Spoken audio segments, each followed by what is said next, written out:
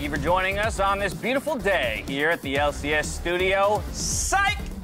Credit to those who braved the rain to see their favorite teams play today. Where's the tailgate? Where's the tailgate? All indoors today. We crammed everyone inside the LCS studio. We still have some of those tailgating opportunities.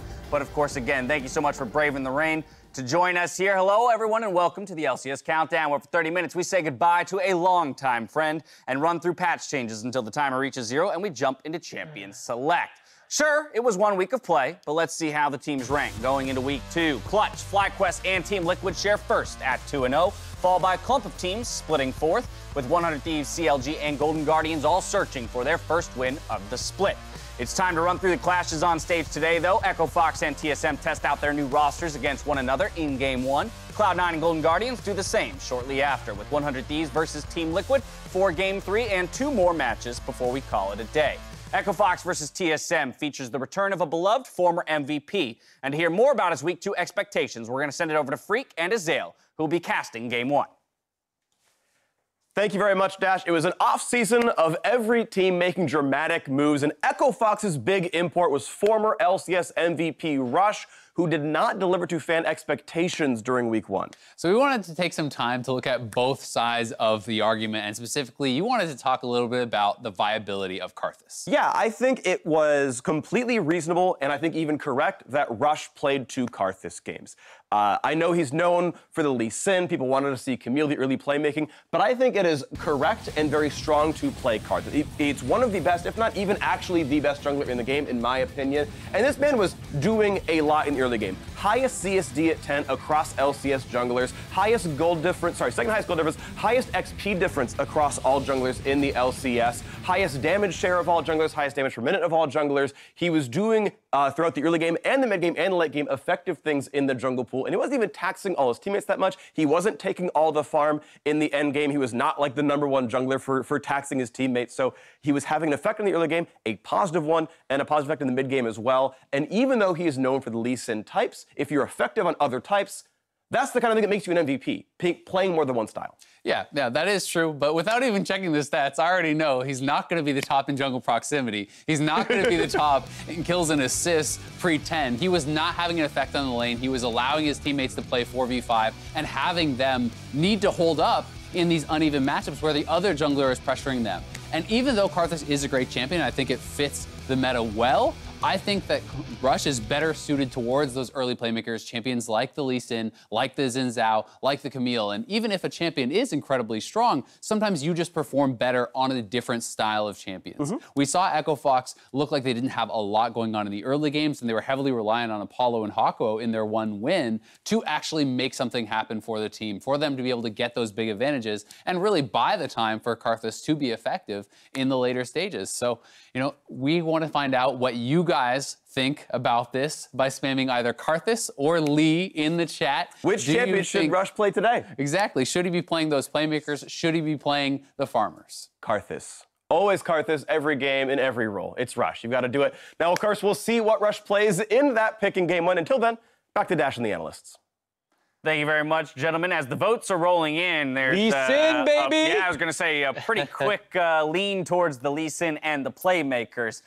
We heard both sides of the arguments from Azael and Freak there, but I wanted to hear from you two kind of where you aligned here on this discussion. I think it was interesting when Freak talked about being able to play different styles, is like what kind of makes an MVP, and I definitely agree with that, but it also kind of relies on your team around you. So if your team needs a playmaker, even if Rush is fine on the Karthus pick, maybe, you know, his team needs early game pressure, and that's unfortunately going to be kind of what he's pigeonholed into, and that's how I feel a little bit on the situation, where like I don't have a problem with Rush playing Karthus. I have a problem with Echo Fox playing Karthus as a whole. Well, if you think about it this way, right? If you get into the mind of the kind boy, maybe he's thinking, I need to hard carry my team. How can I do that? Lee Sin can't hard carry. All right, bring me on Karthus. And also, it's just at the same vein, you're going to pick the strongest champion or whatever champion gives you the most opportunity to win. And if he feels like that's Karthus, then so be it. But for this patch, maybe not so much. So hopefully he picks Lee Sin today, because I just want to see some insects, to be honest. So part of that discussion too was just around the strength of Karthus as a pick. So kind of separate from Rush and what champion he should be playing. Where do we find or think Karthus falls on that tier list? Is he as S tier 100% as Freak believes he is in your minds? I mean, even if he was in the previous patch, it's a totally different ballgame here with the jungle XP nerfs that came in. Exactly, and we'll get into some of those patch changes later on in the show. Looking ahead to Game 3, though, we have a big-ticket matchup in the bot lane that's been brewing since the offseason. That's right, is Doublelift versus world champion Bang. Yeah, and even though they haven't matched off in actual competitive play so far, that didn't stop them from going at each other instantly, and I think it's a great way to see Bang acclimating to the North American climate. You know, make sure that you're shooting your shots on Twitter, getting in all the memes, so it's really good to see him kind of getting ready for that. You know, I'm putting my money on Bang. He has won more championships or anything more so than Doublelift, and I'm ready to see some fights, and my money's on him. You say you're putting your money on Bang. Is that a prediction for the result of the game, or just like in terms of performance of the 280 carries? You know, I'm gonna say that the 80 carry is a role that's heavily dependent on your team. I'm not gonna argue that 100 Thieves is a better team than Team Liquid. Right. I'm gonna argue that Bang is possibly a better 80 carry than Doublelift. As far as results go, I'm voting for. Let's talk about how Bang's been doing so far then, because I like this discussion. He didn't win, obviously, in the first week of play, but most of us looked at his play and said, hey, he's doing pretty well. Yeah, I mean, he is, but if you look at the stats, you can see that clearly being 2-0 is better than being 0-2 on a Stats team. don't tell everything. Yeah, Come on, man. I'm agreeing. That's what I'm saying is the 2-0 versus 0-2 might be influencing these a little bit, and I think, to be fair, Doublelift's team is working much better right now, and I think he has more tools around him, which helps him shine. And so, you know, with Core JJ, he looks like an absolute stud through the first week. You know, you can see why Doublelift has more influence over the games, whereas there was problems in the mid lane and stuff for Bang, who couldn't quite get his team off the ground. Because that's the other piece of every bot lane discussion, right? Is what are the tools, next to that 80 carry? And while, hey, Bang playing well, that's all, you know, that's solid, all well and good. Well might not be enough to take down Doublelift and Core J, already looking like front runners for, you know, best bot lane here in North America. Right. Well, the important thing is that it's not like the 80 carry is going to be roaming mid or top the gank or anything like that, right? So the other side of the map needs to keep the 80 carry alive long enough so that they can start going into team fights where they can, like, you know, actually start making plays and things like that. But you're watching the game and, like, I still haven't seen that many team fights from them. So it's like he doesn't have the opportunity to really do anything other than possibly crushing 2v2 lane, but they're not picking, like, the strongest champions for that anyway, so. Absolutely. Either way, it's a marquee matchup, and I'll be very curious to see whether or not Bang can make a statement here in his third game in the LCS. We'll see those Titans clash later on in the day, and as we go to break, let's listen in on what the pros have to say about this matchup. Let's go Bang.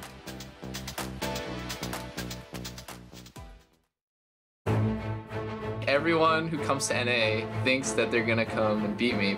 Sven came, Piglet came. There's so many imports and they're never able to do it. Piglet now getting hit up. Doublelift crushes him. Doublelift first blood on the Sven. I have a lot of pride that I can play my best here. I just heard that Doublelift is King ADC of LCS. That's Celsius. I'm from LCK.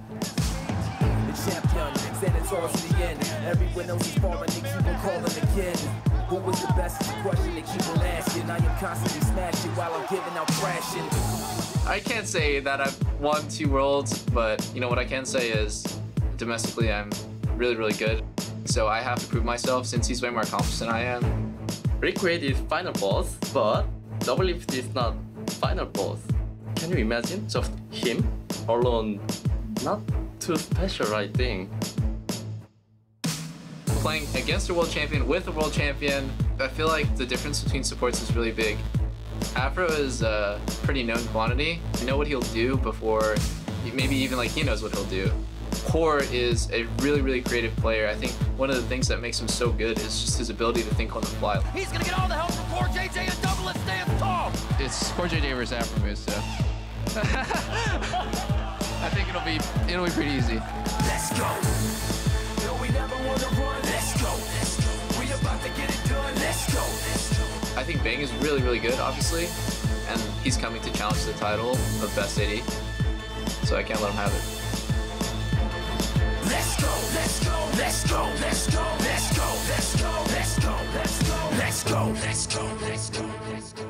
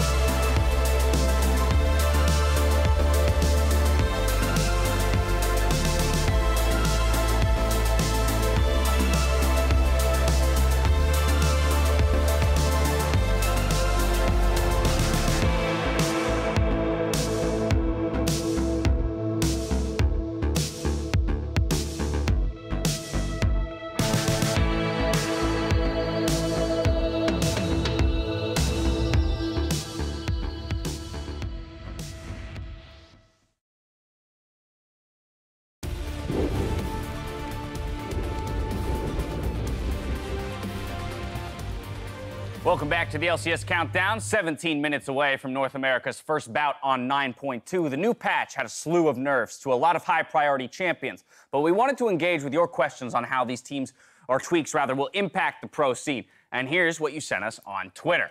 First up, Kyle Collins wondered, will we see a shakeup in the bot lane meta due to the Rakan nerfs, perhaps less mobile ADCs like Kog'Maw or Ashe? What are your thoughts there? I'm not quite going to buy that just yet. I think the Rakan nerfs are big. He's still seeing a little bit of play. I think he got played twice in the LCK. But regardless, there's still Alistar and all these other things in there that want to go in. And a lot of the times, immobile AD carries are focused on late game because that's like what the power budget allows them to do. You lose mobility because you'll be more effective later. Right. The games still, as far as we can see, are not getting there. The AD carry itemizations haven't come through yet. So I think this might be a little early for me. Right. We might slow down a bit. Yeah. Not that much. It's not like Rakan's necessarily picked to like punish immobile AD carries. He's just picked because he's like really strong. So even with this nerf, he's still a pretty strong champion, and it's not like he countered specifically Ashe or Kog'Maw or something like that, right? So. Right, and there's still Leona's down there, like we were saying, so there's plenty of engage in the bot lane, it feels. Yeah, I saw Leona here last week. Someone who braved the rain today to see the LCS live had this question about the current meta. My name is Chaska, and I'm visiting from Orange County. And my question is, how do you believe the jungle XP nerfs have impacted jungle meta in competitive and solo queue? This is a great question. We've actually gotten a lot of questions specifically around the jungle XP changes, and so I'm going to let these guys dive into it because there's some interesting stuff here. Yeah, so I think the first thing that pops out to me is that the way the nerfs came in is it's a lot more focused on the scaling of jungle, so none of the XP nerfs actually impacted the first. They still get level 3 at the same time, Yeah, right? you still get all that the same way, and it's when you start getting to level 6 and 11, and these kinds of things, you slow down more, which is why we were hinting at earlier, Karthus would be more negatively affected by this than some of the more early game ones anyways. So I think it's not super impactful for competitive because there already is a kind of high reliance on the more aggressive junglers than the power farmers. Right, so first off, you scale slower, and the people that are picking champions in pro play aren't necessarily picking scale champions in the first place. Possibly Karthus is a bit one, but he got hit with a couple nerfs, so we'll probably see less of him. But as far as pro play is concerned, you're not picking scaling junglers in the first place. You're picking one to snowball the early game. As far as solo queue is concerned, it definitely does impact the people that are trying to like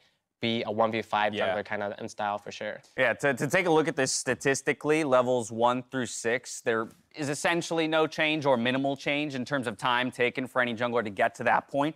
It's that 6 to 11 mark that we're kind of talking about, where you see an uptick in the amount of time, roughly a minute longer for junglers to hit level 11. And so this goes to your point high around like, okay, we're not going to see a single jungler necessarily take over the game by skyrocketing past the laners in terms of level and being able to 1v5. Yeah, and some people were wondering if it means there's going to be more ganks in the early game if there's less XP. And what I've found through watching League throughout the years is that it's more about the timing of respawn camps and when they tweak those that you really see more ganks or less ganks. So if your camps come up a lot faster, there's more XP and you can spend more time power farming, but the respawn times are pretty long right now, so you can clear your jungle and then you kind of have to gank because there's nothing else to do. And just because there's less XP doesn't mean that you suddenly have more time to do that. The clear speeds and all that stuff stayed the same. It's also, it's tough to nail down definitively in any fashion because at the end of the day, League of Legends is a very reactive game to game state, right? So if I have the opportunity to gank, then I'm going to gank.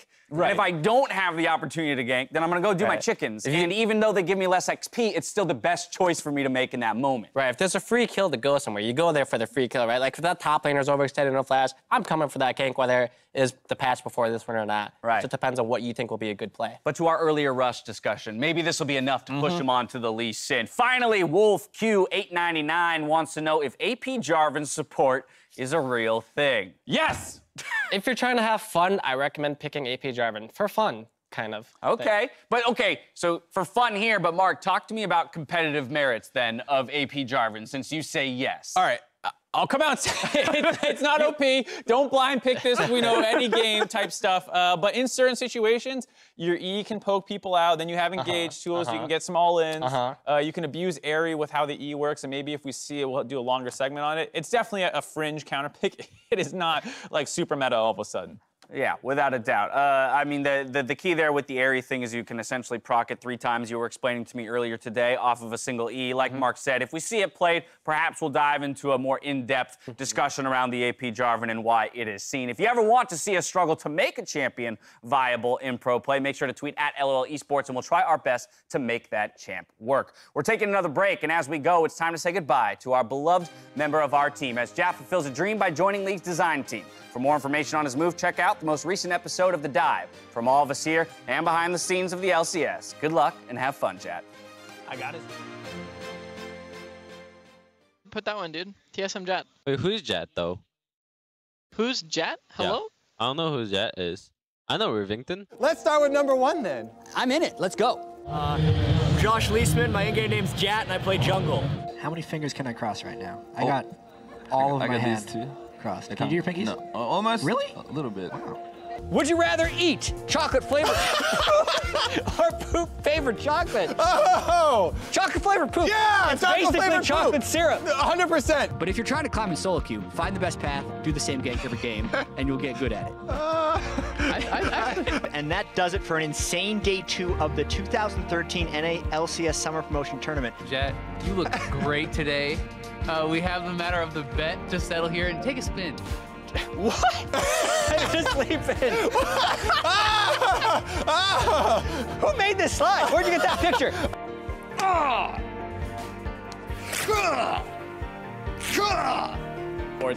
Yeah, right? We can still... I'm Riv, and for Kobe, Freak, and the entire live broadcast crew, I'm not Riv. Tomorrow's Mother's Day, by the way. We have to note that we lost the dive We don't have to euphoria note bet. that. And we will make good on it. Take it from me. Don't miss out on this deal. We're done now. Over! Are you stupid? Anyway, I did not forget about this. Let it be said, Slow down, Jatt. Flaky. You better be happy about this because You look good. I did actually win the bet, I would have to say. Thank you for joining us for This or That with Kobe and Jatt. We'll get it. Thanks, Riv. I just want to say I will be starting the stream soon for people who want to see a jungler other than St. Fish's stream. I think I bring a lot of different things to the table, and hopefully it'll be a good time.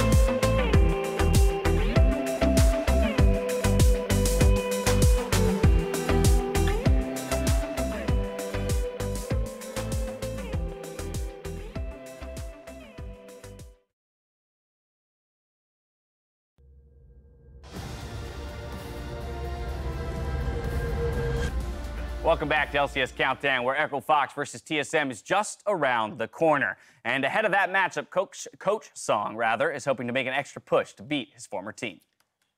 Most player or most coach, if you move the other teams, just you want to win former team. That's why just one reason. And second reason, just I know TSM will be a strong team. And this season just started like 1 week. And I feel like we have a really good chance for the TSM right here.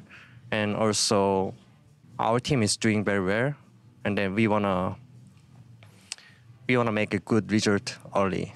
Yeah, that's why I feel like if we win TSM, we will win other team matchup because we will get a confidence. I'm not sure about their strategy for today, but since when we practice Scream with the TSM, I got a confidence we will win against TSM. So that's why we are confident about this today matchup.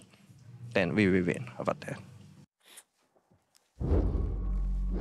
Some thoughts from Coach Song, and earlier Freak and Azael mentioned their focus on Rush in this matchup, who hasn't proven to be the MVP level carry that we had seen from him prior in the LCS. Right. It's week 1. It's week 1. It is only 1 week of play. Exactly. But that's why I said only week 1 we didn't see it. So of course he can turn it around. But the focus in their win was really their bot lane and Apollo and Hakuho, who it feels like year after year people kind of forget them with all the hype moves in the offseason, and then they come out and they put out good performances. And that was the case again as they were the primary threats in that win. And I think that's going to be the case for a large part of this season, where it is going to be on them. Now, are they going to be able to do it every time? I have a little bit of reservations around that, but they have been some of the best bot lanes in North America for seasons now. I'm going to say if it can reign consistently in LA, we can see a new year where Apollo is going to be a hard carry. You know, times are changing. He showed very much promise in his first 2 games, and I'm excited to see if this can be the year of Apollo. I think it's going to depend if Rush can start helping out too, because as much as I like Apollo and Hakuho and what their stability brings to a roster, I do think they need a little bit extra playmaking or carry potential. But they've been getting kills on their own without jungle pressure, right? You said they're doing like 4v5, Rush is kind of AFK farming as Karthus, and they're popping off, getting kills, taking towers on themselves. So not in a clutch game. Add jungle pressure to that, and then they might be. That's what I want. Yeah, add some jungle pressure. They might be going harder. But that does tie back to your point, High, where an AD carry, while yes, you know, can find a way to carry, can be the carry of the game, in the current state of League of Legends, typically relies on other members of the team being able to support them or put them in that position. Rush, alongside Hakuho, might be able to, you know, kind of elevate Apollo to that level of carry that he hasn't quite been able to reach in Rush the LCS throughout his career. He very well might be. He also might not be, right? We'll see with more weeks of play. Something that TSM fans, though, were happy to see is Sven being that late game carry, at least in their first game of 2019.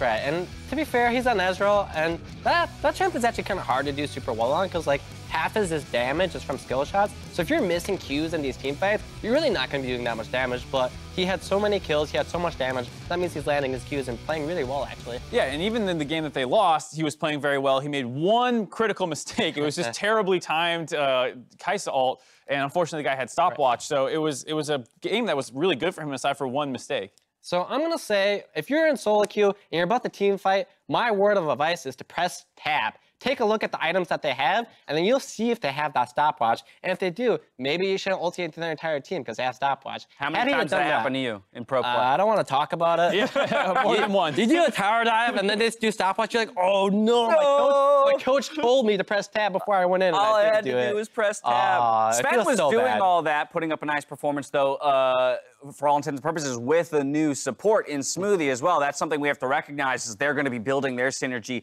throughout the new year. But TSM going 1-1 in their first week still looked pretty solid. We are only 3 minutes away from game 1, so I do want to get some win conditions on the board for that first game of the day, starting with you, High, and TSM. What do you got? Right, so I think there's going to be a few things that TSM needs to do. First, they need to control the top side of the map. So Broken Blade, Acadia, and Bjergsen, they're probably going to pop off and take control of that game. I don't really know how bottom lane will go, but I don't think it matters too much, to be honest. And outside of that, I want them to take mid-game fights because they're good players and they're able to win these fight games early. And on top of that, they need to play a little bit fearlessly. They're all really strong players. Bjergsen's been like a 3 times MVP, multiple splits, and they are good players, and they can take these fights and win these fights. I mean, that's what Sven did. Yeah. He played fearlessly. Hey, someone had to do it. Their And team then was he doing died. nothing in that He loss. almost hit tab Took that first home. and then play fearlessly. Yeah. All right, Mark, what's the response for Fox? For me, it's better jungle wins, hopefully. So That's not a very... I'm just saying, That's like, not convincing. Acadian's a really active early game jungler, and so I don't want to see the Karthus with the nerfs that came in, with how it looked last week. I hope that he takes another early game jungler and then outperforms Acadian and can kind of influence this top side that High is assuming is going to go in TSM's favor. So I'm hoping that better jungler will influence the solo lanes. And I want the Thresh Prince Hakuho back that we saw when they upset TSM in the playoffs last spring. We need a very strong performance out of Hakuho, and I think he can do it. He's done it before. Doesn't specifically need to be on Thresh. That's what I was going to ask. Any playmaker for Hakuho, the Morgana can even work. I don't really care, but I want to see a big performance out of Hakuho. Fantastic. Finally, let's take a look at your predictions for the day. We have both Highs, Marks, and Kobe. He's not in the studio today, but resident sleeper. He What the still heck is sent this? in his predictions. Stats. Again, the stats bot is the only disagreement here, and it comes in the 5th game of the day with Optic over Clutch Gaming. So that's the one that I want to dive into. Why are you two so convinced around Clutch? I thought DeMonte's performance was really good in week 1. I think if he's going up against Crown. I know, but that's what I'm saying is if he didn't look as good as he did, I would be concerned about Crown crushing him. But he actually looks pretty good. And I have a lot of faith in Huni up against. Is it Dokla starting or is it Alorum this time? I believe it's Dokla. Yeah. Can I get word on that? We'll figure it out later, but against either one, I don't actually care. Huni's going to beat both of them. Okay, Man, good come point. on. DeMonte just played versus Bjergsen, who is supposedly the best NA mid laner, right? Did great. And he did great. Yeah. He hard carried versus him. So now we have Crown coming in, and he still has to make a title for himself as being the best mid laner in NA. And he's got to put himself versus some NA talent first and see how I love the early weeks of the LCS. One good performance or one bad performance from a player, and we're ready to just, shoot to the moon with our analysis around them. It's time, though, to send it over to the Battle Arena for Game 1. Gentlemen, take it away. Thank you very much, Dash. Welcome to the Battle Arena for the beginning of Week 2 of the LCS. Patch 9.2 is in front of us, and the players are ready to go. I'm excited. I'm here with Azael. How you doing? I'm doing well, man. I'm really looking forward to seeing if